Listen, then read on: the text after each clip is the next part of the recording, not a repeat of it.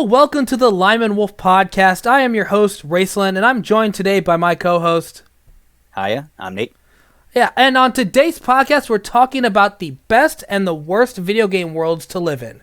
Now, this was my pick for the subject matter, and I wanted to just come up with this idea because everybody loves video games, and sometimes the worlds, they aren't so good, and sometimes they're great.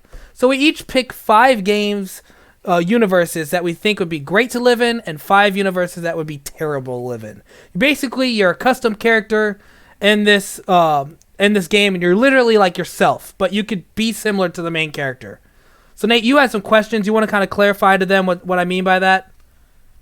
So the way I'm taking it or understanding it is that we are an NPC within the universe, so we're not the main character, but we do get access to main character like stats, abilities, and whatnot. Yeah, I kind of look at it as a good example is like, so say you're playing a game where you're in an army, and you're not the main character, you're not like Master Chief or something like that, but you're like the new recruit in the army, and you can have similar powers to him if he has like that kind of stuff. You know what I mean? Yeah. Okay. So you get like power armor like Master Chief? Something like that. And that's just an example. I'm not going to pick Okay. Halo. That was probably a bad example. But yeah, that's kind of what I was going with. So I guess we'll go ahead and get started. I'll go first since this is my pick. Okay. And for my first good world, it's sort of a cheap pick in my opinion, but I mean it counts, is the Harry Potter franchise.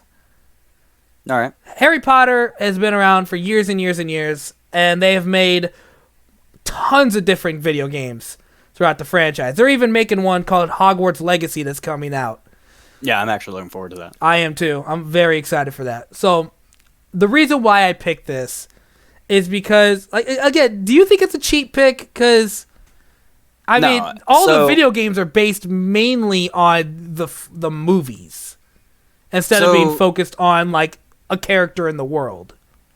Yeah, first off, the whole premise of this is picking the universe of the game. So picking a Harry Potter franchise game just means that you're going into our world with magic of Harry Potter style. Yeah.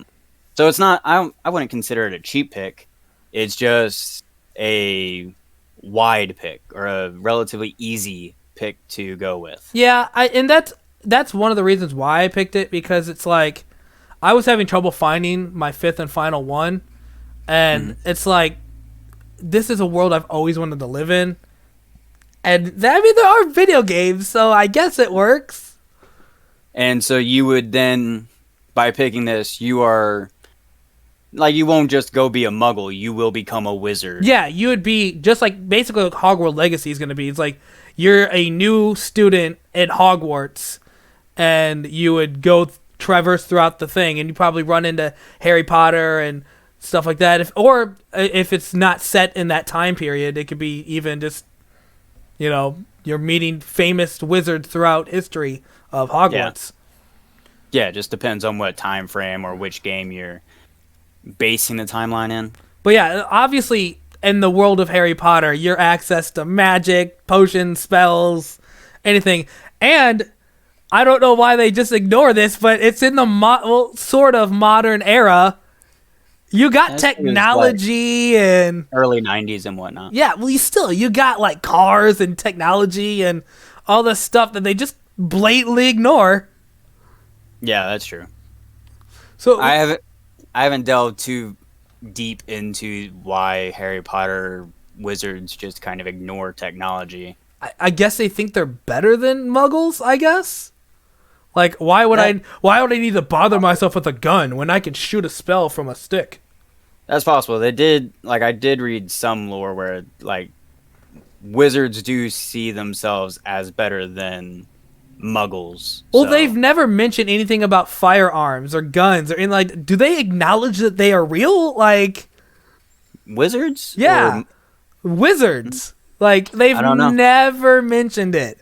They have flying cars, so obviously they mention how you let muggles see you in your flying car and stuff. So to be fair, the car, even cars, most wizards don't even mess with cars. The car is literally Arthur Weasley's pet project. I know, he but himself is obsessed. But my point still stands of like, that is a muggle thing that's in the wizarding world, and they just kind of ignore it. Well, okay, so actually I think that would be a good indicator that they don't really go into technology because, or even, not even just technology, because like modern stuff, because Arthur Weasley doesn't even know what the function of a rubber ducky is. Oh, I forgot about that. That's true.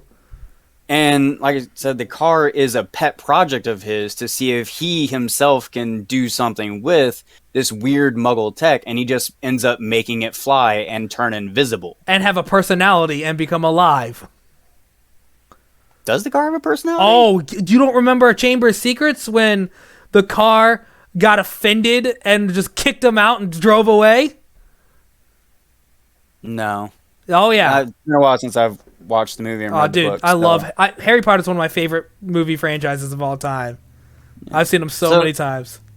Yeah, I could see why you would pick this world. It keeps the familiarity of our current world, just adds more to it. I'm going to tell you right now, if I got teleported into this world and I have retained all of my knowledge of who I am and the lore of this world, you're damn right I'm just going over to Muggles and grab some modern crap and just bring it over here and like, I'm going to infuse this shit with magic.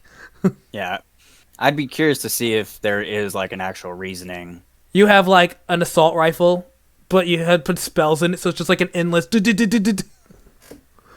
Yeah, I mean, I have read some books where they like enchant modern weapons. Like one has it to where their gun, its loading sequence is connected to a armory, so every time they fire a bullet, it just takes a bullet from the armory and reloads it from there using spatial magic. Oh, that's pretty sweet. So yeah, stuff like that is right up my alley. I do enjoy seeing modern takes of magic and machinery combining. Dude, just imagine how much easier it would have been to take down Voldemort if they were just like, oh, Glaucius Omatus. Boom, boom, boom, boom, boom. Or to be devil's advocate, how easier it would have been for Voldemort to just, shoot the Potters. Or not only that, but just be like, I have been trying to take down Hogwarts. Oh, hey, Voldemort, there's something called a bomb.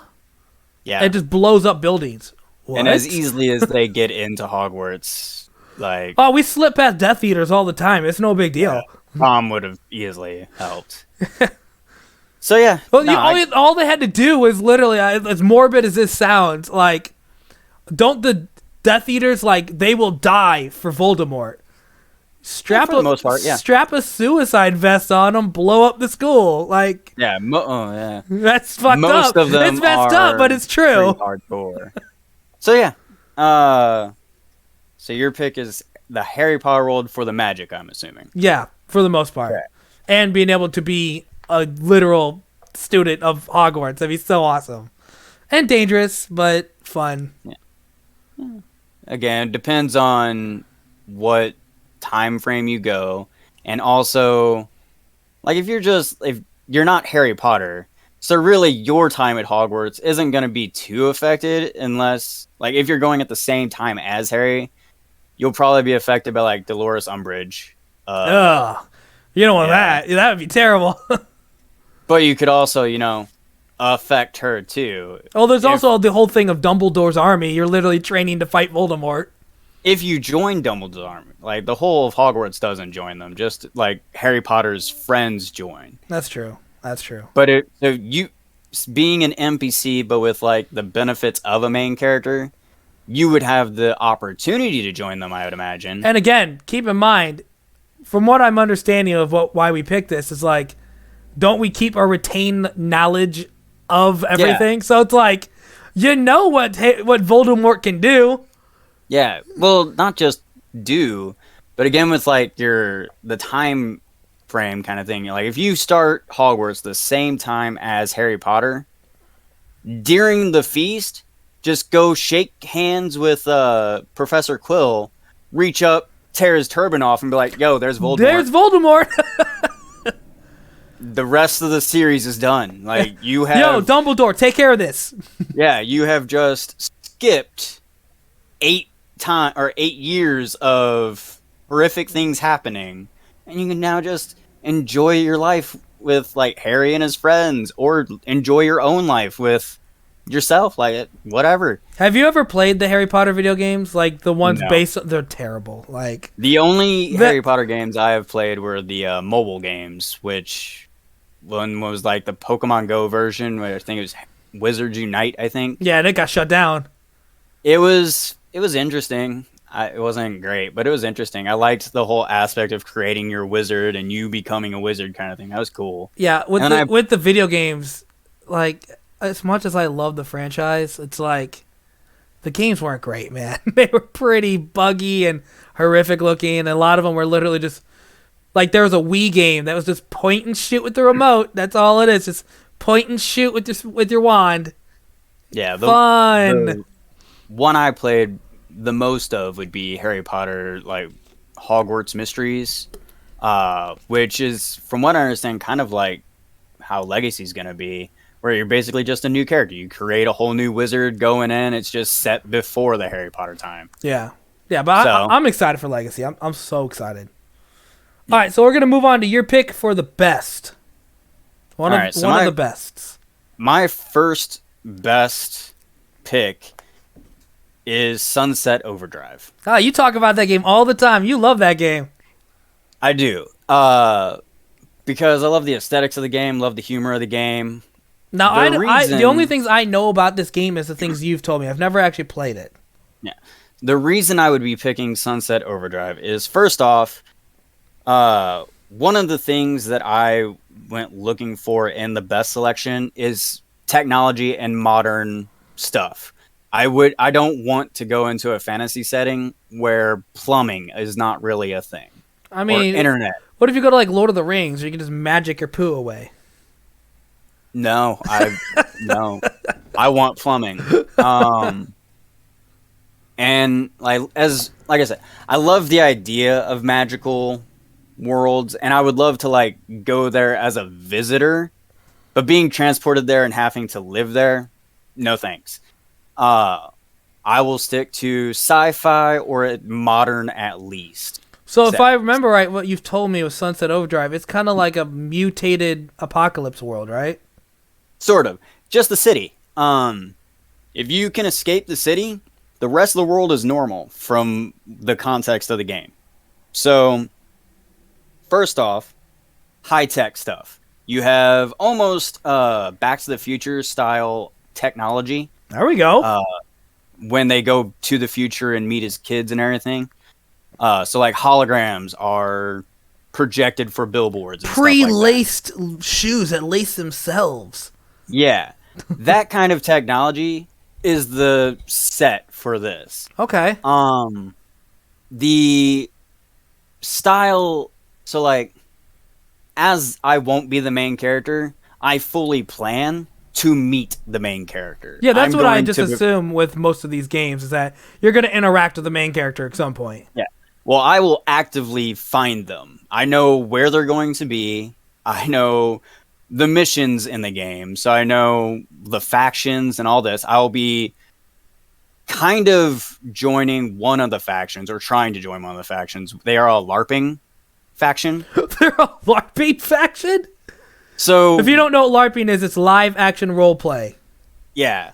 When all of the there's groups of people who have survived in the city. They're not mutants or anything like that. There is a group of them that were LARPing during the event of all that happening. And then when it all happened, they're just like, the guy who was pretending to be king kind of snapped. Like his mind just was like, oh, well, I guess this is now happening. And so he just declared himself an actual king. And everybody else just kind of felt so sorry for him that they kind of went along with it. And so they created like a little weird kingdom in a gymnasium, I think. What a weird game, dude. It is. And it's one of the reasons I love it. So yeah, I would be trying to join that faction to be like, I will be the advisor to your king and allow me to join you and maybe give you some advice for maybe newcomers that are coming to talking about the main character. And once the main character joins up with them, I'll help him out, move along, help out with the, there's a faction of like Boy Scout, Girl Scout groups with their camp leader is a limbless person. What? Yeah, weird game. But yeah, so going on this adventure with this guy, trying to expose the corporation for the evil that it's doing, helping him out. That's what I want to do. Like, I feel like that'd just be a lot of fun. And once we do escape the city, see where it goes from there. Plus, I think normal guy. Normal guy. Yeah, I feel like that might be the closest thing I might get to like a sequel to this game. So, like, you keep having high hopes to get that sequel. Yeah, I highly doubt it'll ever happen. So this is probably the closest way for me to be able to see what happens next. It was an Xbox One exclusive, and we're now on Series X and S, and nothing. And games make comebacks all the time, but yeah, it's probably not going to happen. But I have high hopes. So that would be my first pick. Okay. For this. All right, so that moves on to the first bad game, the worst world. For my first world is going to be The City in Rampage. Oh, okay. I was about to say, like, I don't...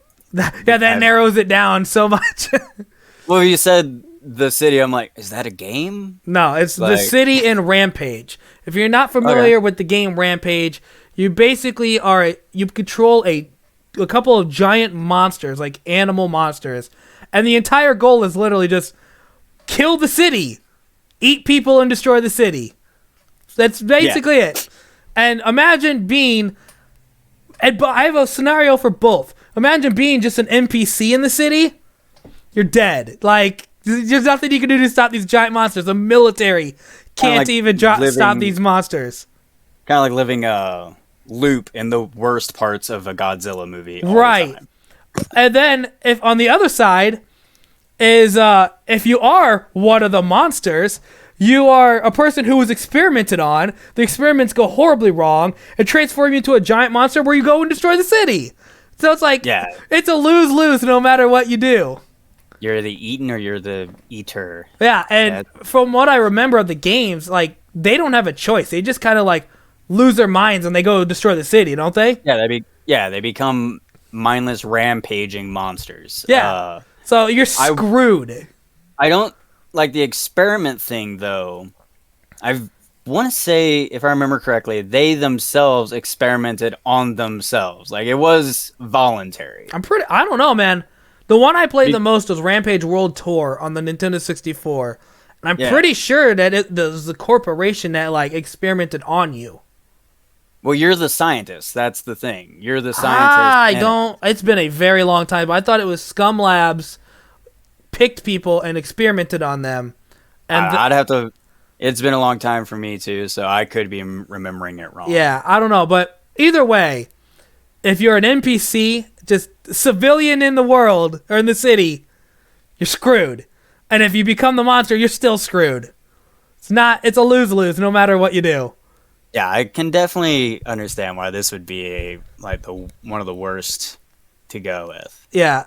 Other than that, I don't really have much to say about the city. It's just you're gonna die. Like, yeah.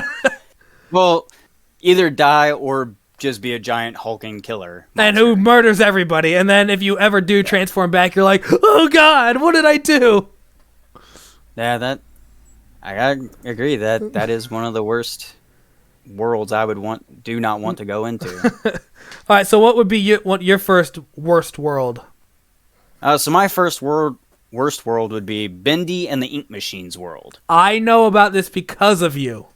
Yeah, so I love Disney. Love all their movies and cartoons and stuff. And this game is kind of like a corrupted version of Disney. It is I love the art style because it's all like kind of Steamboat Willie kind of look. Yeah. Old school animation. And just 3D. But the story is that you play as Henry, and he is an old coworker of their version of Walt Disney, which his name is Joey Drew. But you eventually leave the company, go out to get married, have kids, and live your life. Joey Drew, on the other hand, continues being Walt Disney, making like a park and keep going with the animations and all this stuff. But it takes a darker turn where instead of, well, he makes a pact with a demon who possesses his main character.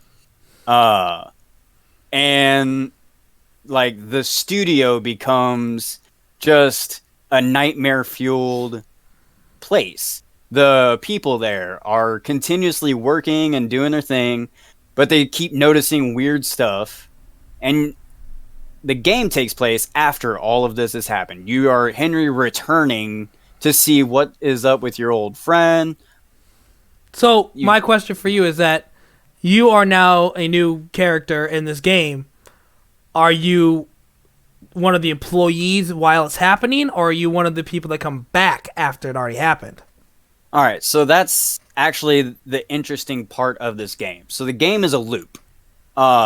You keep playing it over and over and over again, finding more discoveries as you play, or when you beat the game, you just start again, but it's kind of like a new game plus. So it never really indicates that there is an after. Like maybe this is just a hell loop. Yeah, that's kind of what it implies. So in my head, me going into this world, I would be stuck in a hell loop, not as Henry, I'd be my own self, but I would be able to at least help Henry, because Henry does get help from some of the characters. Oh, that was going to be my question. Is he by himself, or is there actually other people there? So the fun thing about this is, and spoilers for Bendy and the Ink Machine for anybody who's listening and does wish to play it, I highly recommend it. It's a fun game. Tap out for a second. Yeah. Come back in about 20 seconds. Yeah. And if I'm still talking about it, come back another 20 seconds. So in Bendy and the Ink Machine, Henry meets characters from the shows and stuff. So he meets a wolf who is their version of Goofy, which I love. The fact that they made a wolf Goofy. That's awesome. Oh my gosh. But you meet the characters of the show and stuff, and they're life size. But then as you play the game and you read snippets of notes and get audio files and all these things, you learn that the characters you've been meeting are your former coworkers. Bendy the demon has turned them into characters from the show, and they're stuck that way. So you would be a character from the show? Possibly. Or Henry himself is not a demon or not a character. He is himself. A normal guy. Yeah. So it could be that I'm just someone who got stuck in the loop like Henry did. Okay. But with all of my knowledge, I could help Henry piece this all together and hopefully try to escape the loop. Because the whole point of the game so far has been to escape the loop. It's just, I don't know if there's actually a way to do that. So being able to go in there just would be terrifying, because you have all this black ink dripping from everywhere. Like, you'll see old time brick just oozing black ink. And eventually it's possible I'll succumb to the ink and become a character and then be stuck as that character.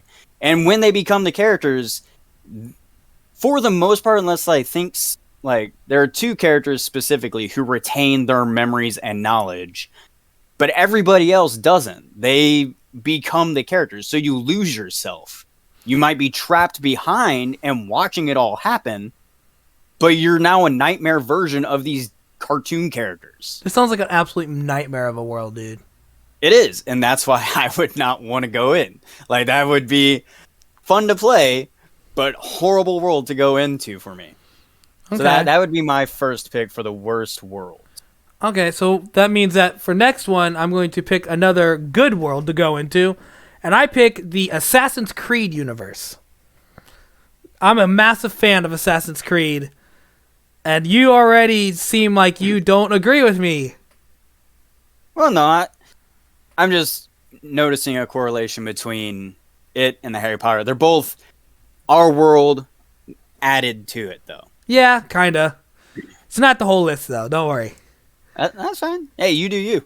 So, if you don't know about the Assassin's Creed franchise, the original Assassin's Creed is that was Desmond Miles was the main guy who went into the Animus, which is like a machine to relive your ancestors' pasts and learn how to become an assassin through something called the bleeding effect.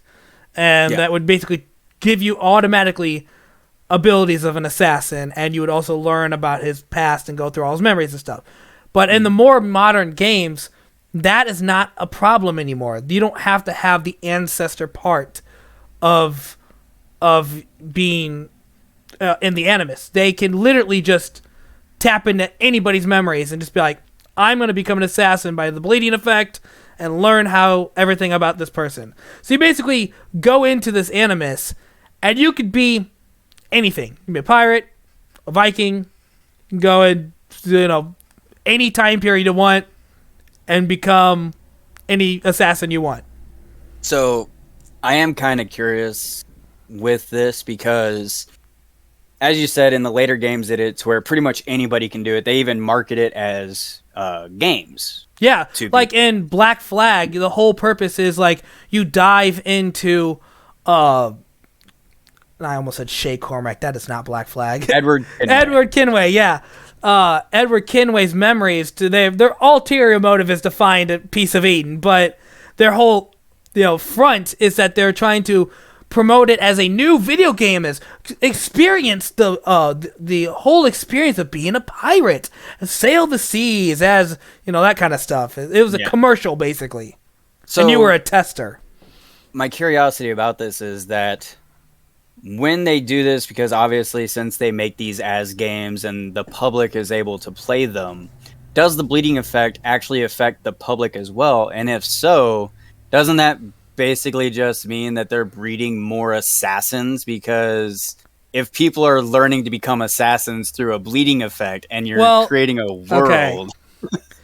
The bleeding effect thing, they kind of stopped that after Desmond. Okay, I wasn't sure if they still did that or not because I haven't played that was a more earlier form of the Animus. Okay. Yeah, that was just mostly for them to be like, oh, that's why Desmond can do things now. Yeah, I was about to say, that seems kind of counterproductive for a Templar-owned company to hey, let's make everybody into an assassin. That makes sense. Yeah. No, but I love the idea of being able to go into any time period that has an assassin or doesn't have an assassin. Now Valhalla and Odyssey, they're not even assassins at this point. They're just warriors. Yeah, and Edward Kenway wasn't originally an assassin. He was a pirate for the majority of the game. Yeah, but the whole thing is that they were tapping into his memories because he was an assassin in his lifetime that was connected to the piece of Eden. Yeah, but exactly. They were going for the piece of Eden. Right. But as you said earlier, they can tap into pretty much any genetic DNA to do this. It does not have to be an assassin. They kind of tried to sum it up as because of Desmond's latent abilities, I guess. The lore of Assassin's Creed gets kind of muddled after a while. From what I remember with the Black Flag, they talked about Desmond's corpse still containing the DNA memories. Exactly, They used his DNA memory to use that, using other people to go in them. Yeah, basically. They used him as a base. Yeah. But yeah, I just love the idea of being able to become an assassin, just any time period you want. You want to be a caveman assassin somehow? Sure, there you go. We have the DNA of a caveman, I don't know. That's just Far Cry Primal. Yeah. I would be... Another interesting curiosity of mine for this is that you go into the game with your knowledge, so at some point will they eventually make it to where their AR can have or their VR can accept your skills and put them into it? Because like I said, they're making them as games. So are they basically just creating Sword Art Online? It could be. Eventually, you're just going to have your own skills that you can bring into the game and then augment those skills with skills you learned from the game itself. I mean, if you want to get real meta with everything, Assassin's Creed has had crossovers with Final Fantasy 15, and they've had Yeah. crossovers with Watch Dogs. So I mean, if you really want to go that route, Yeah, I definitely see that this one having a lot of potential. Would definitely love to have that technology at this point. right? But yeah, that's one of my picks for the good world. What's your next good world? So my next best world is the Saints Row franchise. Oh, that's kind of ironic for what my pick on bad is coming up. Okay. So the Saints Row franchise, again, not the main character, but like the main character. I play my Saints Row game a little bit differently than other people that I've noticed playing it because I don't like doing crime. And That's the whole point of the game. yeah, I don't like doing the crimes and stuff in games like Grand Theft Auto. I just love the exploration and a lot of the stories and stuff like that. But in Saints Row, there is a lot of just like there is crime, obviously, but the crime is kind of laughed at. It's not taken seriously. I bought Call of Duty, but I don't like shooting people. Well, yeah, honestly, like, Oh my God. If I could play a game where it's like you shoot them, they get stunned and they fall, great. Play I Arkham don't Knight need to- then. I don't need to kill them. Play Arkham Knight. In that game, you use your Batmobile and literally run over people, but Yeah. they kind of say, "Oh, they got shocked and they're sleeping." Yeah, No, that's I love that. full of crap. It's a Is what that is. horrible It's full of reasoning. crap. Full of crap. Horrible reasoning, but I do love it. It's great. Basically crime without consequence or crime without any real, like, actual effect to anybody. Like, they rob a bank and people are like, hey, can I get a selfie with you? Like, okay, sure. Well, we that's are fine. currently robbing a bank. Yeah. See, for me, the only Saints Row games I've really invested in was Saints Row 2, and that was before it became all silly. Yeah. And it's the silliness aspect that I am kind of wanting from this experience because going into it, I don't really, like I said, I don't really care for the crime and stuff, but in Saints Row 4, you become the president. Like, you were a known criminal, like, not even a mastermind. They You're really not that bright. Lex Luthered this. Yeah, except you're not even like Lex Luthor has hid behind a public appearance of being a good guy or at least an innovator and a fighter for mankind. In Saints Row, there is no illusion that you're a good guy. You are a criminal. You are not a good guy. So becoming president should not have happened. Yeah, well, Like, dude, we've seen you become people. president. We've seen things like that happen in the world before. That's true. But in the game, yes, you become president, but not for long. Like you're not president of the world for long because the world's destroyed. They have technology though. That's like the Matrix. And that's where the game is. Like you're inside a matrix of the game. Then they have to where, and this is the reason I picked it, they have a spaceship that allows you to time travel. And since you also have the Matrix-like world, so you can basically go into any virtual world you want, just pull it up. You have time travel, so you can go to any time period you want. Like, it is, you have a spaceship, so you can go anywhere in the universe you want. They have a DLC side game, was originally supposed to be a DLC, but it became a side game, where you go to hell. So you have the afterlife of heaven and hell as well. They have the multiverse because depending on how that plays out, you can have different endings to different scenarios. This is getting too crazy, dude. Exactly. Saints Row opens up time travel, the multiverse, virtual reality, superpowers. Like, this is a world of pure chaos that is just fun to have. I just never expected anybody to be like, one of the best worlds to live in is Saints Row. Yeah. Say that like 10 years ago. Yeah, it's a great. I haven't played the new Saints Row, so I don't Me either. know anything. Again, I don't know. The only one I've actually beaten is Saints Row 2, and that was what, like 2006?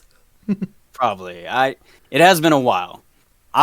Since I don't know anything about it, I can't say that. But for the original Saints Row games, that world is the one I'm wanting to go into because it just would be a fun world, especially considering I may not be the main character, but I do have the benefits of the main character. Well, not only that, but you're probably in the gang of the main character. Yeah, I could join the 3rd Street Saints. Like, that's awesome. I'll probably get picked on like Pierce though, because I don't like to do crime. They're like, oh, okay, you're the wimpy guy. Okay, you're the nerd wimpy guy. Sure, whatever. Sure, that's fine. Let me go back into the virtual reality world. That's cool. Well, that's kind of ironic that you picked Saints Row for one of the best, because my next one for one of the worst is Los Santos from GTA 5. Oh, okay. Like, have you ever seen how they treat NPCs in Grand Theft Auto? Yes.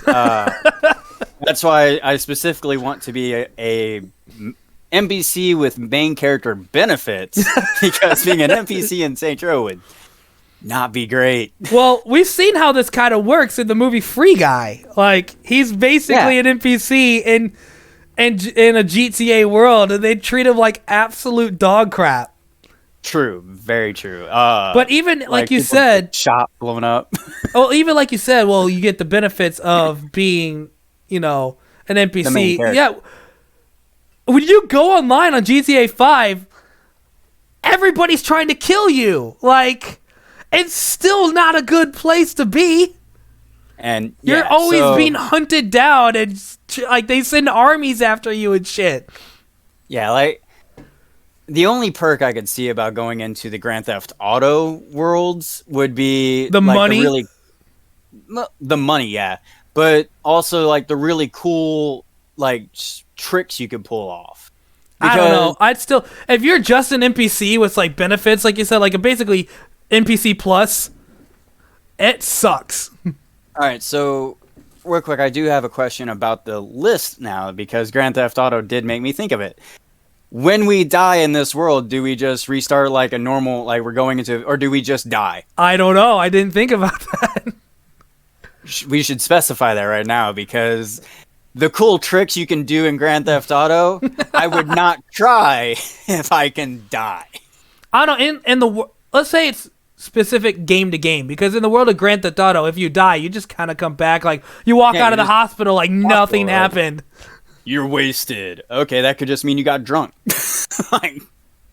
So yeah. Okay, so depending on the game. Yeah, so most games you respawn. So I'm guessing it's just kind of like that.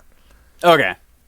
Okay. But then the only perk for Grand Theft Auto would be the cool tricks you can pull off. And the money you can get, but like it's money. It's you get to have money in a shit world. That's great, man. Yeah. Yeah, dang that. Yeah, I would agree with that. That would probably be the worst one, because you can still do like crimes that are but they're not inconsequential. They genuinely hurt people. Yeah, they straight up murder people, and then the cops come after you. Like it's not the cops are really stupid. The cops are really stupid, but they still come after you. Oh, it's not a by the way, there's a guy on TikTok who makes GTA skits like this, and he's like, "Why is there a random car in my driveway?" Oh yeah, I stole that yesterday. You brought a stolen vehicle to my driveway? He's like, "Oh, don't worry. As soon as I pulled in and closed the doors, the cops just kind of forgot I existed." Like, what? I drove through a shop, and then my car was magically painted a different color. They forgot who I was. That in itself would be cool, but again, that would be... It doesn't outweigh the negatives. Yeah, that would basically... I would agree to that's basically just a tactic to survive this world. Yeah, it's not a perk to do crime. It's a survival tactic. Yeah. So what's your next pick for worst? Okay, so my second worst would be We Happy Few. I don't even know what that is. It's a dystopian, futuristic kind of world. Not really. It's like the 60s or 70s style, where everybody in the world, or everybody in, I think it's England, Britain, stuff like that, over there, they get drugs that basically wipe out all negative emotion and make you happy. If I remember correctly, the drug is called joy. Wait, so it's a drug that makes you just nonstop happy no matter what happens? Yes. That sounds horrible. It is. Because you start to... by doing that, you also start to forget things. For example, spoilers in case anybody's wanting to play We Punch Happy Out. Few. The game is broken up into, I think, 3 characters. You have to play the 3 characters to complete the whole game. The first one is an editor for the newspaper. His whole job is to edit negative things out of the newspaper. The news is done because all the news ever promotes is negative crap. Well, like, this will be like, oh, a new flavor of joy is coming out, or this new music is coming out, stuff like that. But the music sales are bad. No, take it out, take it out. Exactly. It's to make sure everybody just is happy. This guy forgot that he was a horrific human being. Like, is that a perk? Yeah, like, so this part, or in the game, you're playing the game and you drop your drug. You ended up not taking the drug, so you start to see the world as it is. When you're on the drug, everything looks pretty, colorful, and everything like that. Without the drug, everything looks drab and dark and messed up because for example, the very first part of the game, you don't take the drug, you go out of your office, you go into the break room, and you're still some of the side effects of the drug are still going on. So you see the break room, and they're all like around a piñata on a table. Like, oh, let's have fun. They start beating the piñata. And then the drug completely wears off, and as they're eating the candy, you realize it's not a piñata, it's a giant rodent on the table, and they're eating its guts. Oh my God. As they beat it to death. And you're like, holy crap, and they're like covered in splattered blood and all this, and one of them turns around and they see your expression and like, oh, you forgot to take your joy. Here. And they offer you a joy, and you're like, oh, do I take the joy or not? And that kind of like sets you on the path to the game.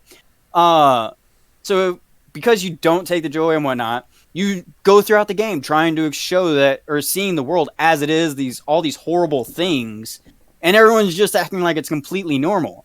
But then you really remember, weird, dude. Taking the drug changes your perspective. You don't see it as messed up. Then you realize they haven't had children in like almost decades. There's no children running around. And that's when you realize, or throughout the story, you realize that's why the main character is such a horrific human being. He tricked his disabled brother onto a train where it's pretty implied he died. They gathered all the children onto this train, and it's implied they were all killed. It's messed up, dude. Yeah. So this is a really like fucked up game, dude. Worst worlds because it messes with your mind. Eventually, you do escape the city, and like I guess they imply that not the whole world is like this, just the city, like area. But still, the game is set there, so that would be the world I'd be stuck in. And to get out of the city would be a hell of like trying to do. Like, it is tough. They do not like people escaping. That sounds horrific, dude. And if you're ever discovered not on your drug out in public, like, oh, you'd think that someone would be like, oh, here's more joy, take the joy. But if you refuse that joy, everyone's like, oh, guess we gotta kill you now. No. Like, mobs of people just start running after you to try to kill you. It is a what a fun game. What a fun world. What a fun game, dude. It is a fun game, like seeing all the storyline play out, and it's a psychological horror, dude. It is a psychological horror game. It's also a bit of a survival game because you have to also eat. You have to manufacture drugs to, like, they have a drug where it tricks people into thinking you're on joy. Like, it makes your face look happy, but in reality, you're still yourself. Yeah, that does not sound like my type of game. Yeah, it's a fun game, but it is a messed up world. I would not want to go to it. All right, well, the third game on my good world list is, again, sort of like Harry Potter. It's kind of a cheap pick, but it's the Yu-Gi-Oh universe. Yu-Gi-Oh franchise has tons of video games throughout its history, and just imagine everything in the world just being solved by a duel. Like, oh, Now, you and me have a confrontation. Shing duel. to be fair, I've only watched the anime, and I don't even think I completed it when I was a kid. And I collected some of the cards, but I used them as bookmarks instead of actually playing the game. That's terrible. So I don't know too much about Yu-Gi-Oh lore, but don't like some of the games end up being pretty deadly or horrific. Yeah, but that's for the main character's problem. That's his problem. Okay, so you are an NPC, but you do have the benefits of the main character, Exactly. but not the faults of the main character. Yeah, so the main character's all fighting the big bad. I'm just one of the guys out there in the world dueling, having a great time, you know? You get to live through all the technology that's in the world and stuff. So you play Yu-Gi-Oh still? I play the mobile games sometimes. I still know how to play Yu-Gi-Oh! And I still very much enjoy it. Then, honestly, do you consider yourself a good Yu-Gi-Oh player? Like, would you actually benefit in this world? I'm hoping I could get some, like, actual Yu-Gi-Oh! Training. You're like, Yugi, train me. I'm busy saving the world, peasant. I'm Help a me pharaoh. become better. I'm saving us from the dark realm right now. Let's go to Kaiba, Seto Kaiba, and be like, I know some of your dark secrets. Train me or I'll leak them to the press. Well, and keep in mind, how many different versions of Yu-Gi-Oh are there? You got GX, right. you got Zexual, you got all the other different ones. Like, I forgot they had each one has its other own series and thing stuff. too. Like, I'm pretty sure in Zexual they straight up work on like other dimension stuff. Okay. Yeah. So, in GX, which is honestly my favorite Yu-Gi-Oh anime, is you are literally a student in a Yu-Gi-Oh university, and you'll learn how to play Yu-Gi-Oh. Okay. You're just like, it's basically Hogwarts Yu-Gi-Oh. Okay, so that'll take care of the whole you not And being also, good. You're learning. Spoilers, it also ends up taking a giant turn where you end up having to save the world, but that's Yu-Gi-Oh stuff. Yeah, that's the main character's problem. That's anime logic. Yeah. Okay. Then technology alone, I could see this being a benefit. Yeah, I also would be just okay with that. I also kind of ran with this on nostalgia base because I loved the anime growing up. I liked playing all the games growing up. I liked playing the card games growing up. So it's just kind of like, fun. I did like the anime a lot when I was a kid. As I got older, I didn't really get into like card games very much. So I kind of drifted away from the show and went more towards, I guess, not really some more mature anime where it's like Hellsing, for example. I started getting into more like blood and gore kind of stuff, not really card games. I still like it. I actually recently watched one of the newer Yu-Gi-Oh, the entire series, like 2 years ago, and I'm 30. Yeah. I mean, I still like childish stuff, and so yeah, if I gave it another shot, I could probably get back into it. Also, if anybody is still a fan of Yu-Gi-Oh or wants to get back into Yu-Gi-Oh, I recommend the game Yu-Gi-Oh! And the Legacy of the Duelist on the Switch, because it follows the stories of the animes while teaching you how to play Yu-Gi-Oh! Nice. Okay. So yeah, that is one of my best worlds list. Awesome. An anime world with card games. Yeah, basically. Cool. Hey, I'd be down for it. So what's your next pick?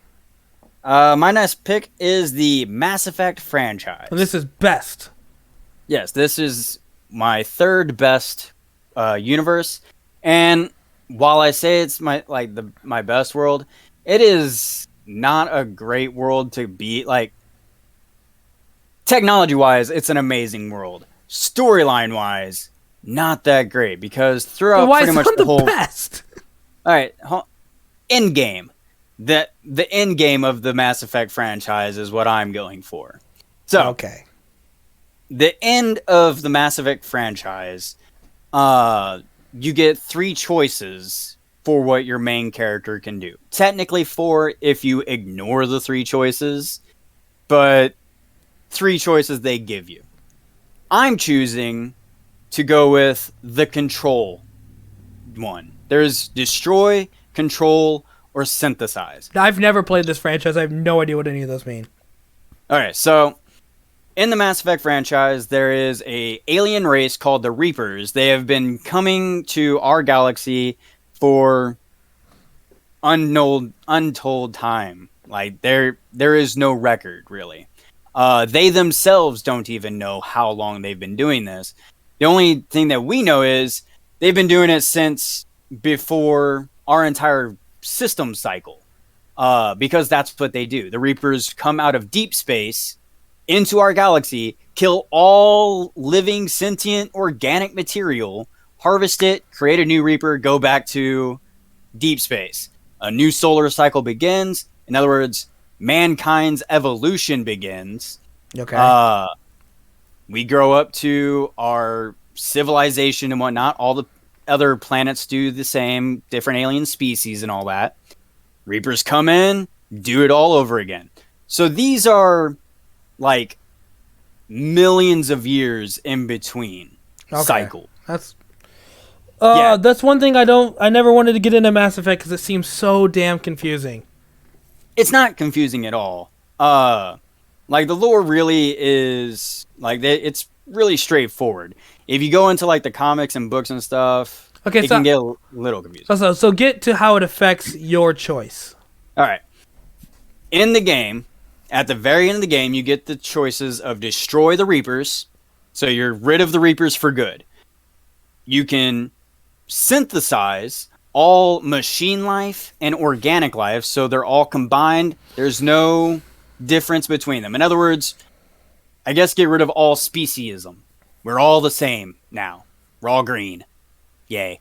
Or control. Your character will sacrifice themselves, their mind merges with the Reapers, and takes control of all of the Reapers. That's the one I'm doing. Now, in the game, Shepard's the one who does this, because he's the main character. He sacrifices himself to do this. Spoilers.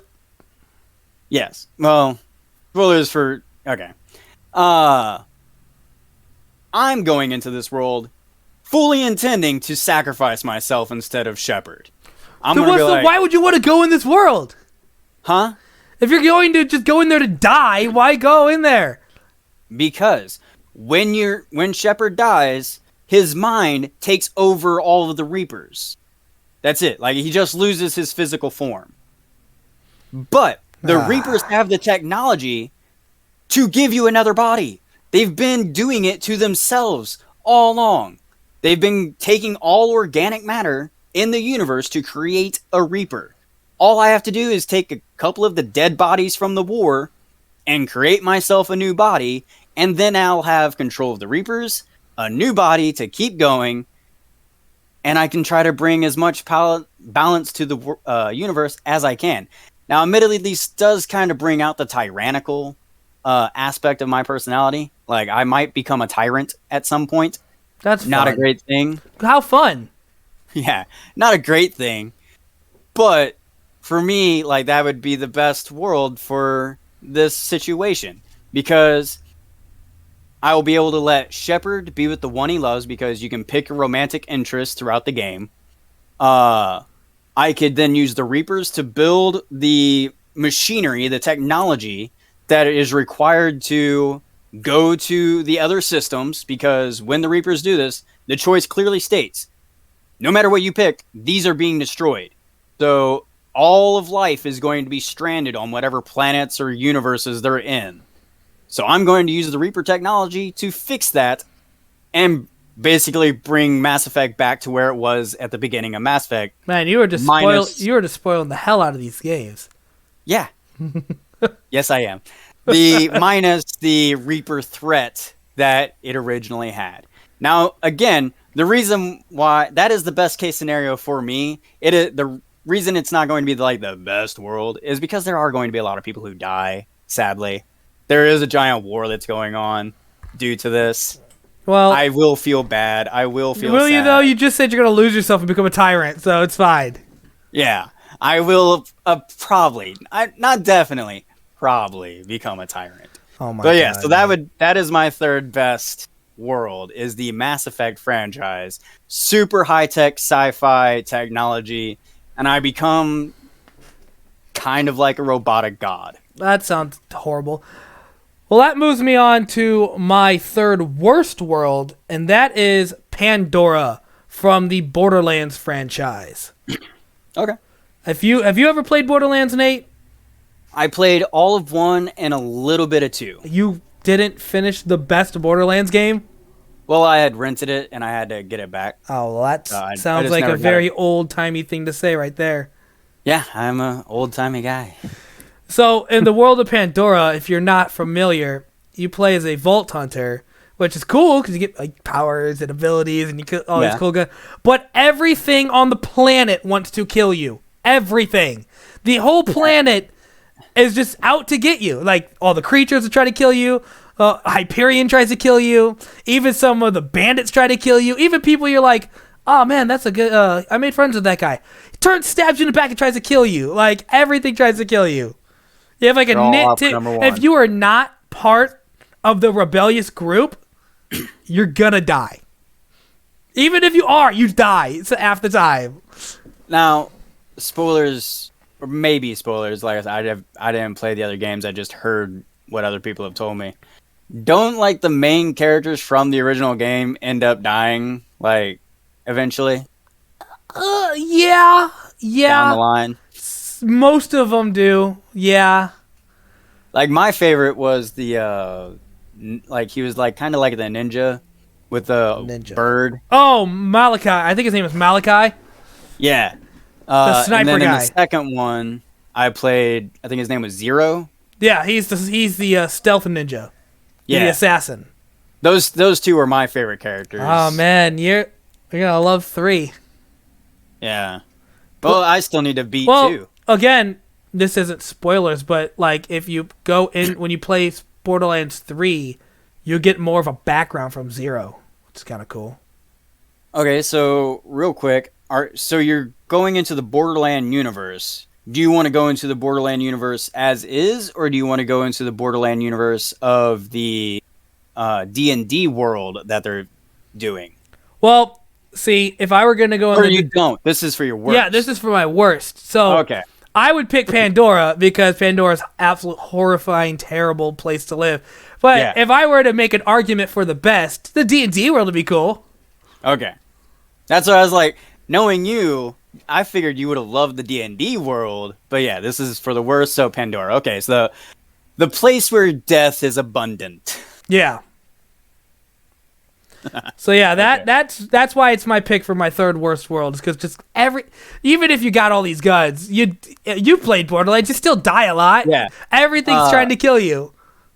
Yeah, that is definitely that's kind of actually the reason for my next bad pick too, actually. Okay, so let's hear it. So my third worst pick is Outer Worlds. I don't know what that is. Outer Worlds is like Fallout, the franchise, or Skyrim style gameplay, it's set in a galaxy where a corporation has bought the galaxy, and all these different companies own planets. The reason this is the worst is because it is capitalism unbounded. People are not really people in this world. They are assets to the company, to the point where when you get married, your children are expected to be workers for the company that you work for. It is in your contract. That's kind of messed up. If you die, if you have no relatives, whoever finds your corpse is responsible for your burial arrangements. And if they can't afford your burial arrangements, they themselves will lose their paycheck because it's being docked for your burial. That's messed up. Yes, it is a horrible world of capitalism just gone berserk. So it's basically like our world, just manifest worse. To like 1,000 times. I know, it's kind of a joke. There is literally a character who is the mascot of one of the companies, and he is dressed up like their mascot, which is a guy with a moon for a head. This guy has a moon helmet on him. He can't take it off. Ever. He doesn't even remember what he looks like underneath it. That's so. How does he eat? He has like a thing that the mascot thing opens up. They have like lines around the mouth where I'm assuming it opens up and he can put food in. That's so. What a. Okay. He can't. He's not allowed to speak outside of company quotes. What a horrible life. It is. And when you first meet him, he's so depressed and sad and pathetic because he's just like, I don't even remember myself. Like, this is just kill me. Like, you can have the chance to either like encourage him to not be the mascot, which I think he still ends up staying as the mascot, or encourage him to be mascot, where he's just like, you know what, you're right, I'm gonna bring pride to the company, and he just goes head first into it and just forgets everything about himself. Like, it is messed up, dude. A depressing game because, like, it's a fun game, quirky, hilarious at times, but the just seriously sad aspect of nobody really getting to choose their life whatsoever. People who are mercenaries or people who don't work for a company are considered below scum in this world. This sounds like a terrible game. It's a fun game. If you like games like Fallout or Skyrim or something like that, you'd probably like this game. It was actually made by Obsidian, who made Fallout New Vegas. Oh, okay. And like a beautiful game, great storyline, funny storyline. But just if you think harder about it, or not even really think, there are aspects of the game that are just so depressing. Like, there's one where it's like this couple is broken up because they can't produce a child. So the company split them up so they can, go find a mate that they can actually have a kid with. So they can have future workers. No, screw your love. Make us children. Love does not exist in this. Like, people have the notion of love. It's just, it's not within company bylaws. So it's just not worth it. That's super messed up, man. A person, like one of the cooler characters, spoilers, creates one of the cooler costumes in the game, which is like this really, I think you would love it. It's called the Chimera suit, and it's a really flashy red business suit. Okay. That has all these really cool bonus perks of full-on armor, but it looks like a suit. And your character goes through all these things. Like the quest giver is a fashionista, and she sends you out to gather all the materials. You come back, she's dead. And you're like, what happened? And they're like, oh, I guess someone robbed the place. And it's clearly like they killed her. And it's the guards of the town who killed her. Because all the time, every time she sent you out to get materials, where she lives in the elite city. So, and the theme for your suit is roughneck. So they're like, we can't have like redneck hillbilly kind of trash in our city. So they kill her. Wow. Because she spoke her mind. I'm like, no, like that's horrible. Why? She was such a cool character. And they're like, nope, she's dead. I'm like, I would have never followed this quest if I'd known. So yeah, that is my third pick for the worst world. That sounds like a horrifying world to live in. It is. So that brings me to my number 2 pick for the best world, and that is the Kingdom Hearts universe. Okay. I know, you're already laughing. I'm a massive fan of Kingdom Hearts. I made a video about it on this channel, on my YouTube channel, about all the upcoming worlds I want. I love Kingdom Hearts, and if you get to be in this world, you have access to the like some gummy ship, you can travel to any Disney World you want. That I will say I do agree to like. That is a great concept. I do like that idea. I would love to be able to visit my favorite Disney worlds, meet my favorite Disney characters. Exactly. I mean, you might have to fight monsters on the way, but that brings me to my next point. If you have a strong heart, you could become a chosen one for the Keyblade. Because that's what it came with Sora. He had a strong heart, became a chosen one. I will say, due to the parameters that we set, like we get the benefits of the main character, wouldn't that just mean automatically we do get a Keyblade? I mean, sorta. Yeah, like we automatically get a Keyblade. Even if you don't have a Keyblade, like some of the worlds aren't thrown in the darkness. It's just Sora kind of goes there and, oh, by the way, darkness followed you. Ha! Now, I've only played the first 2 Kingdom Hearts games. Yeah. And it's been a long time, so I don't remember the full lore of the Kingdom Hearts worlds. But do they ever explain like what is considered a weak heart that you couldn't get a Keyblade? A what card? A weak heart? A weak heart. I mean, because most of the Disney characters can't get Keyblades. Like, the Final Fantasy characters can't get Keyblades. If it's a heart that is weak to, like, darkness, so they get accepted by darkness, Riku gets a blade. A lot of the dark people have Keyblades. That they kind of summed it up in later games saying, oh, well, Riku actually has a strong heart, and he made contact with one of the Keyblade wielders, and he passed it on to him, and that's why that's why he gets a Keyblade later. I feel like they just used the strong heart thing to like kind of make it to where the characters who couldn't get Keyblades feel better about themselves. I guess I just don't have that. I'm not gonna sit here and disagree that the Kingdom Hearts lore is muddled up and hard to follow, and you have to be a hardcore fan to follow it. I agree with all that. I just want to go there to visit my Disney worlds, okay? Yeah. I would strongly think that a lot of Disney protagonists have strong hearts. Nah, man. A lot of Final Fantasy characters have strong hearts. Nah, man. Vivi from Final Fantasy IX, terrible heart. Yeah.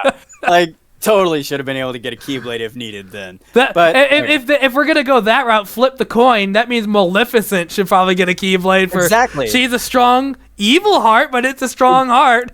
Exactly. Like, what they define as a strong heart or a weak heart, I'm wondering about that.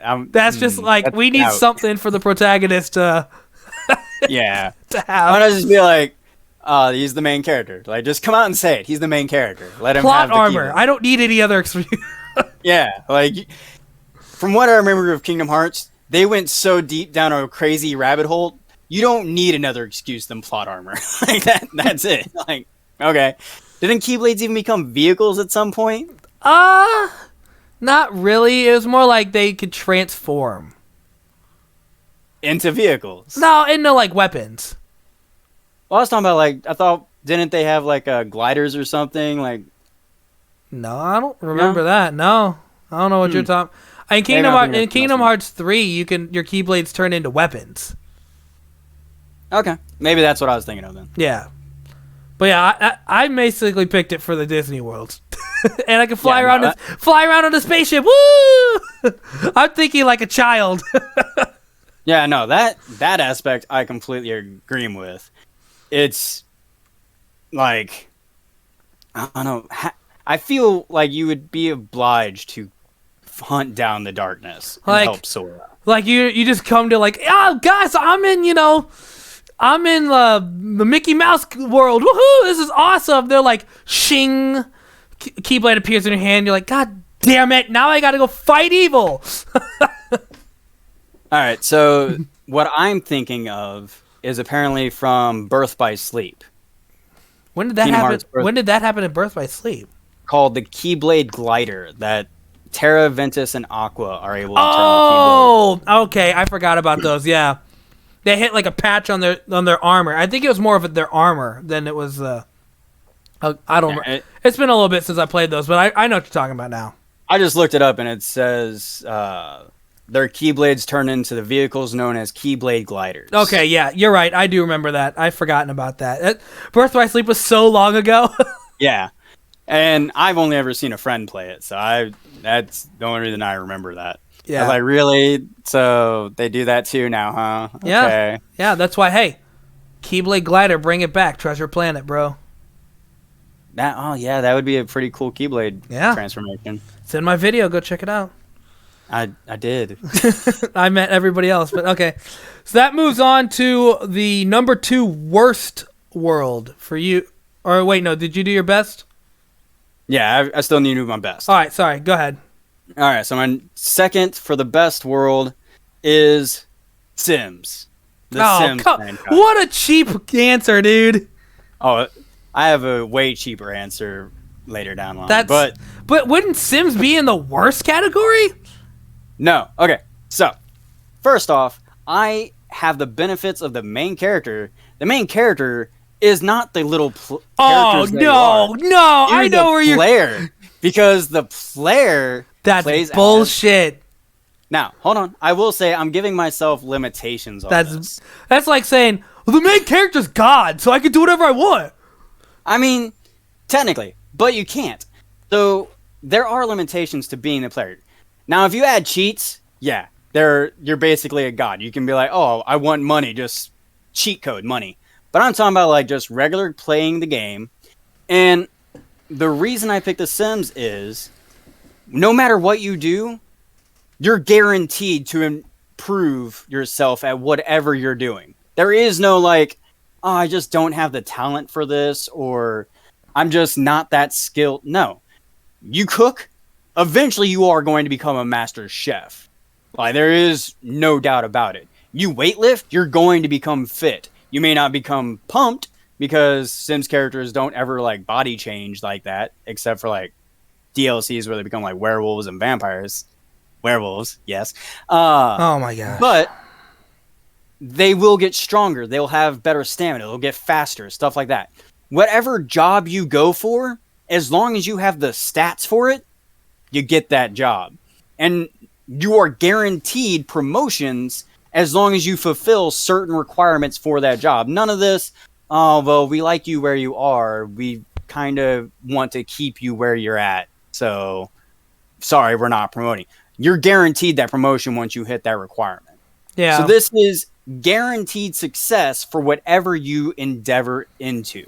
I can see the benefits of the game. It's just like, when I think Sims, my first thought is like, I trapped this little guy in a burning house. Ah! Yeah, no. See, that's specifically why I said this and was like, I am not a Sim character. Because if I was a Sim character, yeah, I feel like some evil, malevolent thing would just put me in a pool, build walls around the pool, take away the ladder, and just let me drown. Like, yeah, something I would do in Sims. Yeah, people do a lot of horrific things in Sims. But yeah, so I would want to be able to control the world like you can in a Sims game, just without cheat codes. Okay. Just be able to benefit from the game mechanics. Okay, I get where you're coming from. So I guess that makes me move on to my number 2 worst pick. And I'm not as familiar with this franchise as you probably are, but I know it's a terrible world, and that is the Wastelands of Fallout. From the Fallout series. From what I understand, it's just a nuclear wasteland full of mutated monsters that try to murder you nonstop. Yeah, no, that's pretty much it. That pretty much is why I picked it.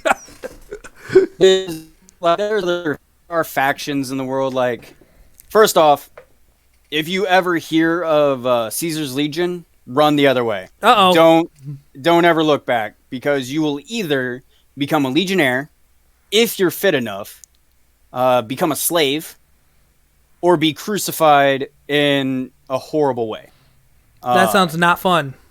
Yeah, you will. It is not a fun faction. Well, to some people it is, I guess, but it is a monstrosity of a faction. But yeah, good. There's a lot of factions that like seem good, but then under the surface they're corrupt in some way. So yeah, Fallout is like, it's a fun game, not a fun world. Yeah, I just basically picked it because a mutated a nuclear world full of mutated monsters doesn't sound like a fun place to live. Like, society's gone to hell. Yeah, I will say, like, if you do get the benefits of the main character, then your survival rate will go up at least. Like, but if you're looking don't for you still die a lot in that game? Huh? Don't you still die a lot in that game? Yeah, So there are modes in the game where, like, I think mods allow you to where you Oh, can. no, I'm talking base game. Oh, just base game. I don't know, cause like for me particularly, I put a lot of my stats into being able to shoot things and kill them quickly. Plus, they have a system called VATS, which allows you to basically pause the game or make the game super slow mo, focus in on whatever body part you want, and you can shoot that body part. Yeah, but even still, like, imagine just being a guy. Yeah. There's radiation poisoning, and radiation poisoning is everywhere. You get it from eating food, you get it from drinking water. You can get purified water, but the main water supply is irradiated water. There are raiders everywhere. Not a fun world. Any semblance of civilization is either corrupt, which, okay, that's pretty much now, but to a worse degree, I would say, because death is pretty much a guarantee for most citizens in a lot of places. Then you also, depending on where you are in the world, you're a main character, so you're probably going to be a vault character, or you're benefits of a main character, so you're going to have the Pit Boy. That means you're a vault character. The vault character usually comes from a vault that is just horrible. Like, it's literally a science experiment on the human beings inside. For example, one of the worst ones was a guy who was locked in a vault with just puppets. Oh, that sounds like your like nightmare. They had hand puppets. He went insane, and the hand puppets became his friends. And like, it was like Mr. Rogers' Neighborhood, where he talked to the puppets. Only one of the hand puppets convinced him to kill the rest of the puppets. Then he escapes the vault and goes on a murderous rampage, slaughtering slavers and raiders, which kind of made him a good guy.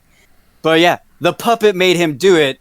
He went insane. And that's almost every vault. Every vault has some kind of insane experiment to kill or mess up their inhabitants. So yeah, that's why I picked it as one of the worst worlds, because it's just a terrible universe. Fun game, fun world to be in. Would love to visit the world because you're living there now, bro. Yeah, would love to visit the world because like some of the aesthetics is pretty cool, but as a place to live in, no, I'm good. All right, so what's your next pick for the worst world? So, funny you should mention the Wasteland, because my next pick is the Wasteland. There is a franchise called Wasteland. It was actually a precursor to the Fallout franchise. Oh, I had no idea that existed. And the main game, or the first two games were set in Arizona. That's it. And Arizona is completely surrounded by a radioactive cloud of dust. So anybody who went into the radioactive cloud pretty much died. So to Arizona, they're the only ones who exist. Eventually, in the games, you do find out that California is a place that has survived, but it has fared no better. But the reasoning, or the reason it's on the worst, is pretty much the same reason as Fallout. There are horrible factions. The world has pretty much has fallen to nuclear warfare. No one really, I don't remember if anybody actually knows why the nukes dropped, but yeah, it's just horrible. You do play as a member of a branch of law enforcement that is kind of rising through the ranks of the Arizona desert. So yeah, it's pretty much like Fallout. It's just a wasteland of a place that I would say that Fallout might be worse. Probably. You have, in the Fallout franchise, you have super mutants and stuff. But in the Wasteland franchise, you still have mutants, but they're not all bad mutants. Like you even get a companion that's a good mutant. But you also do have a cybernetic, like a robot enemy that is all about turning mankind into artificial intelligence, synthetic beings. But Fallout has that too. So yeah, I'd say Fallout's probably the worst of the two. They're both Wasteland, pretty shit, though. Yeah, both of them are horrific places to live. Great places to visit if you want to go like on an adventure or something. I'm not interested in visiting it. I would love to visit them simply to meet the people and all that. Because they do have. I'm good. I don't need that. Like, I would love to visit a place in the Wasteland because there is a place that their entire society is based around old school horror films. Like all of the people there are dressed up as old school horror characters. And I'm like, that is such a neat society. I would love to visit them. But yeah, the world itself is just a horrible place to live. Well, terrible. That sounds terrible. Yeah. But so that brings me to my final best world, and I just realized that means we're going to be ending on the worst. But oh well. My final best world, my number one pick is the Pokemon universe. Who didn't expect that? Yeah. Okay, so why'd you pick this one? I absolutely love Pokemon. Living in a universe is like a dream of mine. Again, it's probably just like Yu-Gi-Oh! Where it's just filled with nostalgia, just loving the series and loving the franchise and want to grow up in the world of Pokemon. Yeah, I know if you look at it through like real people eyes, it's like, oh, you can enslave these monsters and all this stuff. Not even real people eyes. Wasn't there a villain in one of the Pokemon games that wanted to free Pokemon from being enslaved? Yeah, from Black and White. Yeah. So it's not like, oh, from our perspective. Now it's in that world too. They realize that what they're doing is wrong. I'm gonna put my nostalgia blinders right back on my face, and just blow through this game and have so much fun. I'm gonna be like, yeah, I get to catch my favorite Pokemon, and they're gonna be my best friends, and it's gonna be great. I'm gonna be the champion, guys. Yeah, I love this game. This world is great. I just imagine you like finding an Electrode, catching that Electrode, and being like, "Yeah, we're gonna be best buds," and going on your way. And then like another Electrode with two smaller Electrodes come out and like, "Daddy, Daddy," and you're like, "Yeah, this is my buddy now. Screw that family." Yeah, you just. That's such a... Like an Electrode rolls out with like two little Voltorbs, like, that was our dad. Like, I'll catch you all if I need to. Well, see, okay, now that I'd be okay with. You going around just collecting families, being like, I'm taking you guys on vacation. Hell no, I'm looking at their stats. I want the strongest Pokemon in the game. I'm trying to make this a best for me, okay? You're going to be my slave, and you're going to enjoy it. That's so horrible. Nah, I honestly just picked it because of nostalgia factors. I love Pokemon so much. I get you, and I feel like a lot of people probably would because, like, everything they show in the Pokemon universe, for the most part, most Pokemon enjoy being with humans. It's not like they're super depressed or miserable. No, see, that's the Pokemon community is split into two. There's the people who are like, I like Pokemon to have partners and have these cute little furry friends and also, and then there's the competitive side of Pokemon who's like, you are slaves to make me strong. Yeah, like on one hand, I get that like you can see them as animals and all that, or but then or ice cream cones. Yeah, like they're not intelligent beings, so it's okay to have them as sort of pets. That's their level of intellect. Unless you go to their Pokedex where like Alakazam is supposed to be like 1,000 times stronger than human beings. Exactly. That's the problem is like you can kind of look at it like, oh, they're a pet, like you have dogs, so why can't you have Pokemon? Because Pokemon Hey, my dog may be a benevolent god, but it's fine. He's still a dog. Exactly. Like your Pokemon are way more intelligent than you. That should not be. You shouldn't. Look at my like cute little pet. This is Mewtwo. He created an entire clone army to rise up against humanity, but it's fine. He's my buddy. Yeah, like, oh, here's Arceus. The god of Pokemon, but he's trapped in my little Pokeball, so it's cool. Yeah, like this. One hand, I can understand why you would pick this world. On the other, I'm just like, I could not ever, like, this would be one of my worst. I know it would. And really, like, okay, it wouldn't be a worst for me because I'm not the one being captured. It would be like, I couldn't live with myself. They're like, you go to Professor Oak and he's like, all right, Nate, this is going to be our beginning of your Pokemon adventure. Hands you a ball and you're just like, no, be free. I'd step outside and be like, go, Squirtle, you're free, dude. Go back to your family. And Squirtle's like, no, you're my master. No, leave before he sees you. Go. Be like one of those old-timey sad moments where I don't love you. Now go. Leave. Tears falling down my face. Squirtle's like, no. Squirtle's like, I just want to be loved. Squirtle. Or Squirtle pulls out his shades like from the anime. He's like, screw you then. I'm out of here. I'm going to make my own Squirtle squad. I'd be okay with that. Like, go live your best life, dude. All right, so what is your number one pick? All right, so my number one pick for the best world to live in. Really, it's not even my number one. I didn't number these. It's just my last one. Game development story. What the hell is that?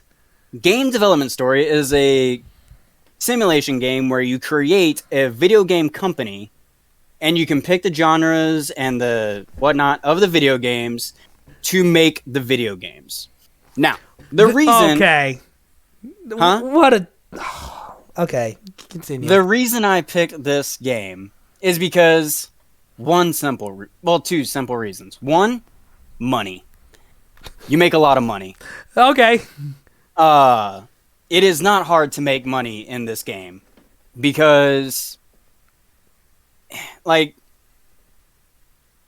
so in the process of making this game, you will get 4 stats, and then a 5th stat is like how many bugs your game has. You can work out those bugs without having any real effect of it costing your company money. So my gaming company would be making games with no bugs whatsoever. Like, they would be perfectly made games. What is it? You're working for Ubisoft? They never make any bad, buggy games. Uh-huh. Yeah. So, yeah, I would be making video games. And you can raise the stats of your employees to do better. Like, you don't have to overwork them or anything. You just raise their stats and be like, oh, yeah, I had this great idea for this type of game. Boom. Done. Now, I will say, the game development does take years. Obviously. And in the game, it does take years. But I'm okay with that, because I'm still making a ton of money. The second reason I would pick this game is because I would love to make games that I want to play. Like, creating your own game would be pretty cool. We literally made a video on our podcast. Go check it out. It's creating our own fighting. Creating our own fighting game. And making a game. Yeah. So we've done 2 podcasts actually where we make games. So shut up. Me, particularly, one of the themes and genres in the game is you can pick animals and then you can pick fantasy stuff and like that.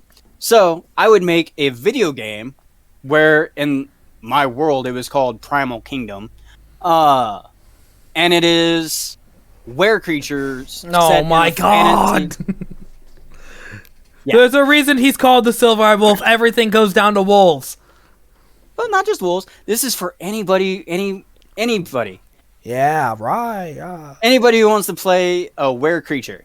In the game, in my headcanon anyway, because you don't really get to pick like the storyline for these. Primal Kingdom be my own personal game where you pick a were creature, live in a fantasy world like Lord of the Rings, stuff like that, just all were creatures. That is money, is what it boils down to, though.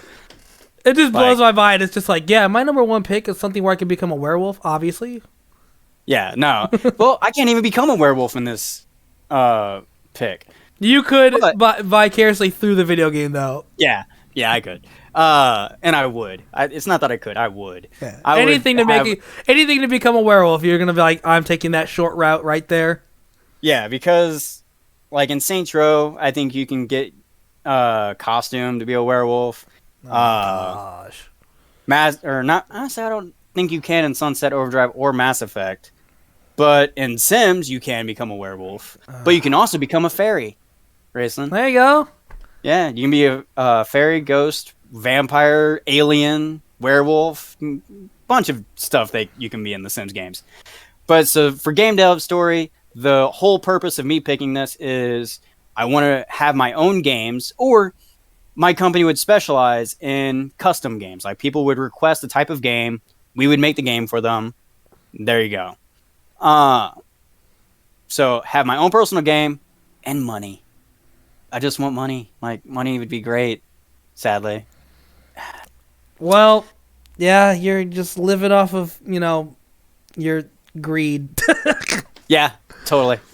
Well, it kind of brings me down to a bummer to have to end on the last slot being our worst pick. I didn't even think about that when we started, but that brings me to my number one worst world to live in, and that is the world of Sarah from the Gears of War universe.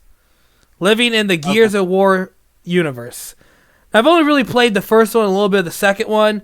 From what I played on the first one, you're just constantly at war with an alien race. Just mass genocide. You're fight or die. You have to fight or you will die.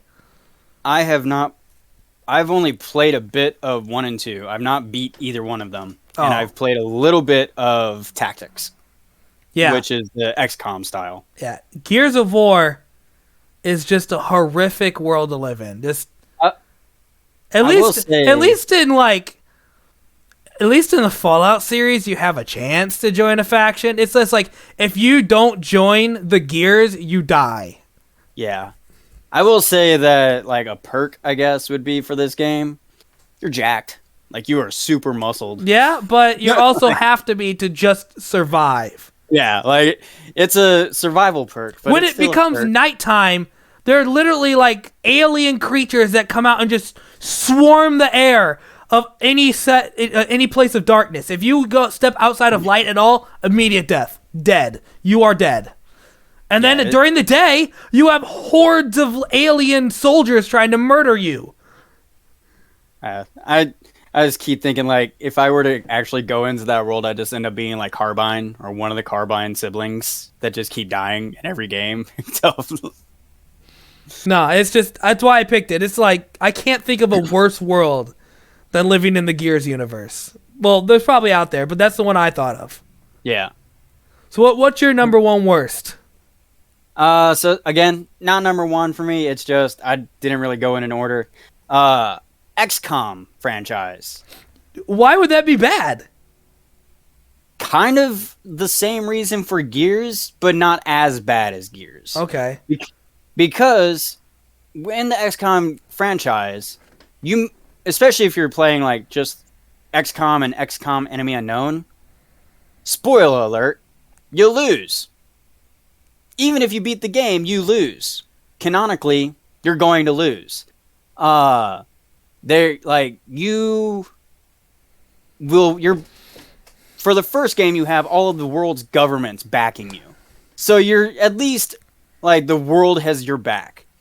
So okay, that's cool. You're still going to lose, and then the aliens take over the world. And then they become the government. So the second game you don't have the world backing you, you're just a resistance. You're like the rebels in Star Wars. Okay. Except I think you still lose. If I remember correctly, what a fun universe, man. Yeah, it sucks because like you're doing really cool shit. You're pulling off all these cool tactical moves and all this. You can design all your characters and real fun game to play. But you're doomed to lose. You're always on the losing side. You're not going to win the war, which just makes it so much worse because you'll be going in and seeing all of these people dying and you're just like, wasn't even worth it. Like, we're going to lose this war, dudes. Guys, why try? Yeah, it'd be like a time traveler going back and joining with a side that loses in the war. Like, oh man, Yeah. Guys, they're like, guys, we gotta take that. We're gonna win this. And you're just like, are you though? Yeah, like, I mean, you're about to die. Think for of no all reason the whatsoever. think of all the valor we'll have once we win this war. No, well, actually, we don't. Like, think of all the valor they will. Like, yeah. it's horrible. But yeah, what is it? That played, sounds like a terrible world. Yeah, I haven't played XCOM Chimera, which is the one after the latest one, or the last one I played. So maybe they win. Maybe. The only XCOM I've ever played is not even an XCOM game. It is Mario and Rabbids. XCOM style. Yeah, it's an XCOM style game. I've never played XCOM. Yeah, the XCOM games are fun, hard as heck, because the random generator for hit percentiles seems to be a little off, because it's like, oh, you got a 80% to hit this guy, miss 20 times. What? Like, So they must have used Sand Attack on you, bro. Yeah, it's a tough game to play, but it is super fun. Love the customization, all that. That's the real reason right there. Oh yeah, I love any game that has customization. I'm gonna go into it. But as a world to live in, no, would not want to go in it whatsoever. But I do have a bonus game. Oh, to kind of save us from having to end on the worst game list. Oh yeah, let's hear this. So this is my cheap game. The game I would pick if I was like, you know what? I want to be a pretty much walking god. And that is Scribblenauts Unmasked. Okay, I don't know much about Scribblenauts at all. So yeah, the Scribblenauts Unmasked, the Scribblenauts franchise is about a boy who, whatever he writes in his journal, becomes reality. Okay. So you are a literal god. Yeah. Mainly he uses it like the games themselves is you write things and then you can conjure them into existence. Scribblenauts Unmasked in particular is set in the DC universe. Your sister, who has a globe that allows you to teleport anywhere, something, I forget exactly what happens, but somehow like the globe breaks or malfunctions or something, and instead of going anywhere in your world, you're transported to the DC world, and you have to find your sister, find your note, or help find the globe and all that stuff. Okay. But you get to interact with all of the DC superheroes. That's pretty cool. And so you can meet Batman and be like, what do you think we need to use to take down this guy? And he's like, oh, it's something we can't have right now. It's impossible. Write it in my notebook. Yeah, like, I'm like, well, let me see here. I'll give you the Green Lantern ring. I'll give you the White Lantern ring. I'll give you all of these Lantern rings. Have at it, Batman. Go and wipe the floor with that guy. Okay. You can summon anything. My first thing that I would summon, though, is something I'm tempted to not, actually, because the Miracle Machine is a very dangerous creation.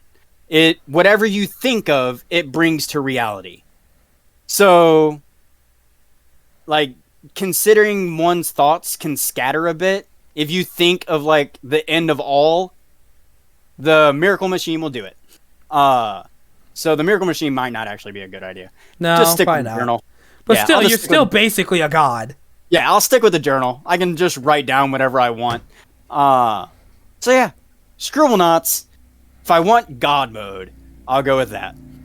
Well, that is, we're coming to the end of the podcast. And before we end the show, I want to talk about some of the comments that we got on our Facebook page. We got some comments from James again. He said, I believe that Grand Theft Auto could be used for both good and bad. Usually it has an enjoyable time to play unless you have those random griefers that constantly kill you for fun. It's kind of ironic that I picked Grand Theft Auto and he made a comment about Grand Theft Auto. We also have one from Ty who says, for the best, Animal Crossing. The debt is actually reasonable and can be paid off just living your life. But for the worst, he says, come on, guys, it's Dark Souls.